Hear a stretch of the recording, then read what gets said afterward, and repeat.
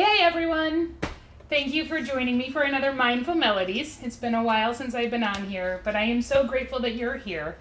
If you are just joining me for the very first time today, welcome. So Mindful Melodies is where I come on here and I share just a little bit of mindfulness, play the sound bowls for you all. So I begin with the mindfulness part where I come and I share something straight from my heart to yours. Please make sure your notifications are on so you don't miss the Mindful Melodies. If you can't make it to the live, you can always catch the replay.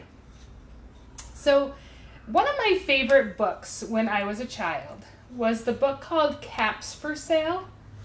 It's about a peddler. He's selling caps in different colors and he piles them all on top of his head and he's got this big tower of caps and he walks really stiff. He went all over town trying to sell them, but couldn't sell a single one. It was hot and he was tired, so he sat underneath a tree and he fell asleep. But when he got up from his nap, he touched his head and he realized he was missing all but one of his caps. You see, those pesky monkeys up in the tree all had them on their heads. And the peddler tried everything he could do to get the monkeys to give him back his caps. Finally, he got so angry, he threw his cap down on the ground, and of course all the monkeys mimicked him and threw their caps to the ground too. This behavior is something we as humans do too. We all have what we call mirror neurons that enable us to model behaviors of others. These neurons fire when we see somebody else move. They also connect to our emotional brain, which lets us feel things of others as well. So we use our entire bodies to understand other people. And when someone else picks up an item, we can sense whether they're going to throw the item at us or use it somehow, however it was intended to be used. Comes in very handy when you're dealing with toddlers. So mirror neurons help us make sense of other people. We can read their actions, emotions, intentions, and they're expressed through somebody else's body. So we perceive others through the same network that we would do the same behaviors with ourselves. But it is just that. It's a perception. We can perceive Joe doing one thing because we've seen him do it before. Or if Susie does it differently, we can perceive something entirely different with Susie. Then we take all that information from the perceptions of others and relate it to how we would experience it if it were actually happening to us personally. So the good news is since it's a perception, we can change the behaviors we perceive. We can begin to connect with ourselves and see if it's a behavior we choose to keep. If not, we can let that perception go and allow a new perspective to take its place. So now if you've experienced things before, you can fully perceive the experience.